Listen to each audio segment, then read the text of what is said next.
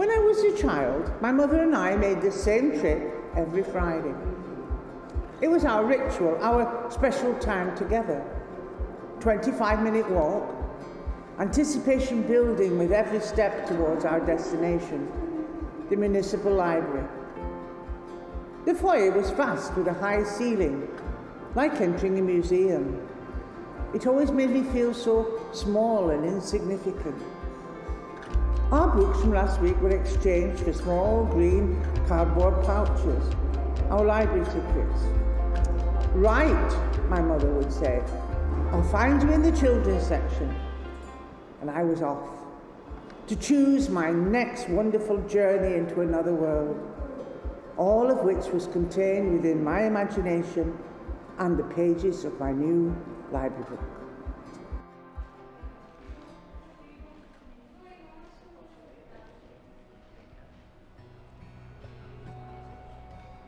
Where you spent many hours roaming the world, unlocking ideas, gleaning facts, and most of all, sitting in a quiet, safe space away from the drudgery of running errands or caring for younger siblings.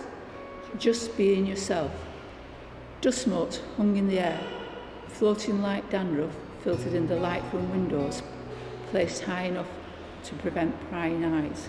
Quiet hung like a cloak upon the readers, munching their lifetime away in the warmth of the library, idly turning the pages of Arthur Mee's Children's Encyclopedia, or flicking a rubber band from the end of a broken ruler at the child on the next table, but all happy to be in from the biting moorland wind that usually brought a hail of rain along with it. We hung around the counter a lot, and from there we would watch Miss Proctor in action. She was magnificent, patient, courteous, calm and knowledgeable. She would seek out the books we asked for, and she suggested writers we'd never heard of. Stick to writers who are alive, girls. Feed your imaginations. She was steering us towards other stories, other possibilities, other lives. I wanted to be Miss Proctor.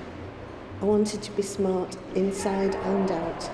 I wanted to be a librarian. A library card. What more could you want? Plastic or paper, a key to untold delights, from cradle to grave. More books than you could ever read. Where's Spot? The Gruffalo, the very hungry caterpillar. Early readers for eager minds. Let Enid Blyton or J.K. Rowling take you to a magical place. Classics for pleasure, Treasure Island and Little Women. Young adults, entice from phones. Modern fiction, classic fiction, poetry and plays. Audiobooks for busy lives and failing eyes. E-books, so easy to access. Will they ever replace the joy of turning the page? With children and grandchildren, the cycle begins anew.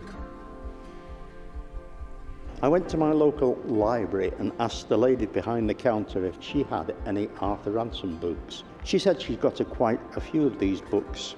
Start with the Swallows and Amazons. That is where the Blacketts met and the Walkers met for the first time. During the ensuing weeks, I devoured all the Arthur Ransom books that my local library possessed. I sailed the Norfolk Broads, protecting nesting coots.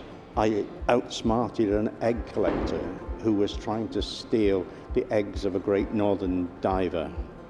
And I met the mysterious Missy Lee, who lived on the North China coast, all from the comforts of my own armchair.